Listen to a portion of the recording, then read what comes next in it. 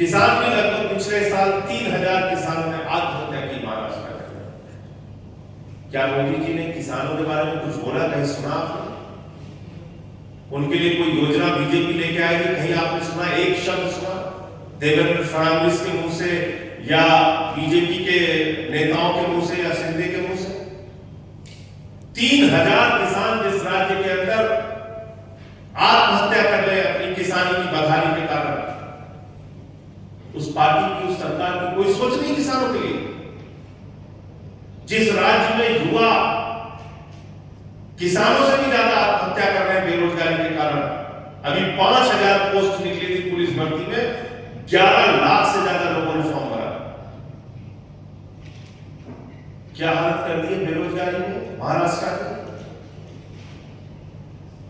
और लूट और भ्रष्टाचार तो उसकी कोई सीमा ही नहीं है। धारावी का प्रोजेक्ट लेके देख लीजिए आप सामने।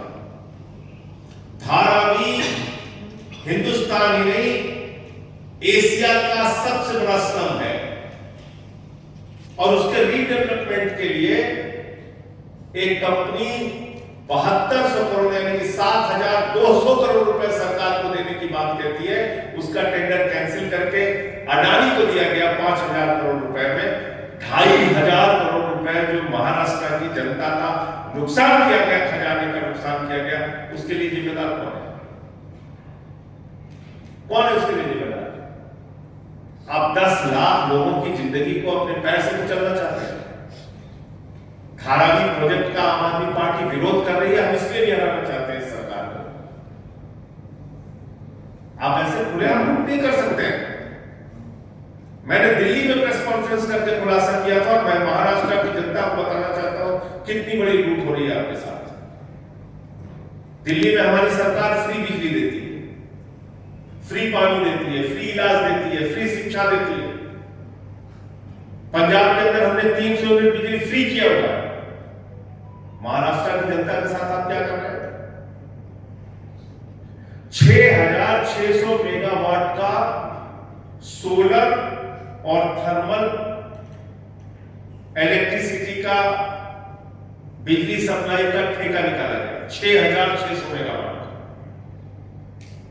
सुप्रीम कोर्ट के आदेशों का उल्लंघन करते हुए उसके खिलाफ एक टेंडर निकाला गया। सुप्रीम कोर्ट क्या कहता है कि जब आप बिजली सप्लाई के लिए कोई टेंडर निकाले तो उसमें ज्यादा से ज्यादा कंपटीटर होने चाहिए, ज्यादा से ज्यादा प्रतियोगी होने चाहिए, ज्यादा से ज्यादा लोग टेंडर डालने वाले होने चाहिए, जिससे जनता का हित सुरक्षित रह सके और जनता को सस्ते में बिजली मिले। यहां क्या किया है शिंदे बीजेपी की सरकार ने? 6600 मेगावाट का टेंडर निकाला बिजली सप्लाई का और उसमें 6600 मेगावाट में सोलर और थर्मल एक साथ टेंडर निकाल दिया, जो हिंदुस्तान में महाराष्ट्र में पहले कभी नहीं हुआ। और कितने यूनिट बिजली मिल रही है आपको पता है? 4.08 यूनिट महाराष्ट्र की जनता को बिजली मिल रही है। 4.08 प्रति यूनिट महाराष्ट्र की जनता को बिजली मिल रही है। अगले 25 साल तक का ये ठेका है, लगभग 1 लाख करोड़ रुपए महाराष्ट्र की जनता से नरेंद्र मोदी के दोस्त अडानी लूटने का काम करेंगे। हम इसलिए भी इस सरकार के खिलाफ आम आदमी पार्टी खड़ी और इसलिए भी सरकार को हराना चाहते हैं। इसके खिलाफ एक बात मैं आपके सामने बताना चाहता हूं। आपको 4 रुपए यूनिट आपको बिजली दी जा रही, 4.08 यूनिट। मैं आपको दिखाता हूं, ये है हमारी पंजाब सरकार का एग्रीमेंट। पंजाब सरकार ने 200 मेगावाट का सोलर बिजली सप्लाई का कॉन्ट्रैक्ट किया एक कंपनी के साथ जिसका नाम है SJVN। और आपको मालूम है हमको कितने में बिजली मिल रही है? 2.75 रुपए प्रति यूनिट बिजली मिल रही है। ये कागज है, कहेंगे तो आपको मैं दे दूंगा। पंजाब की सरकार को SJVN नाम की कंपनी के द्वारा ₹2.75 पर यूनिट सोलर बिजली मिल रही है, और महाराष्ट्र में अडानी को ठेका दिया गया है ₹4.08 प्रति यूनिट। ये लूट कैसे हो रही है आपकी जेब से? मोदी का दोस्त आपको लूट रहा है और आप चुपचाप बैठे हैं। इसलिए भी आम आदमी पार्टी इनको हराना चाहती है। तो बेरोजगारी का सवाल है, किसानी का सवाल है, लोकतंत्र का गला घोटकर एक सरकार बनाने का सवाल है, पार्टियों को तोड़ने का सवाल, महंगाई का सवाल है। और इसके लिए आम आदमी पार्टी का एक कार्यकर्ता जनता के बीच में जाएगा, प्रचार करेगा। महाविकास अघाड़ी ने 2-3 महत्वपूर्ण घोषणाएं की। नंबर 1, महिलाओं के लिए 3,000 रुपए प्रतिमाह देने की उन्होंने घोषणा की है। नंबर 2, महिलाओं के लिए बस की यात्रा पूरे महाराष्ट्र में फ्री करने की उन्होंने घोषणा की है। नंबर 3, 4,000 रुपए बेरोजगारी भत्ता नौजवानों को देने की घोषणा की है, क्योंकि बेरोजगारी बहुत बड़ा मुद्दा है महाराष्ट्र में। नौकरी दो या बेरोजगारी भत्ता हो। नंबर 4, 25 लाख रुपए तक का फैमिली का इंश्योरेंस, हेल्थ इंश्योरेंस करने की उन्होंने घोषणा की है। और नंबर 5, किसानों का कर्जा माफ करने की घोषणा की है। ये 5 बड़े मुद्दे हैं। बाकी और सारी घोषणाएं उन्होंने की है, लेकिन ये 5 बड़े मुद्दे हैं जिसके कारण से भी आम आदमी पार्टी महाविकास अघाड़ी का सपोर्ट कर रही है। और इन कारणों से भी हम चाहते हैं कि महाविकास अघाड़ी की सरकार बने, जिससे इनको ये सुविधाएं अलग अलग वर्ग के लोगों को मिल सके।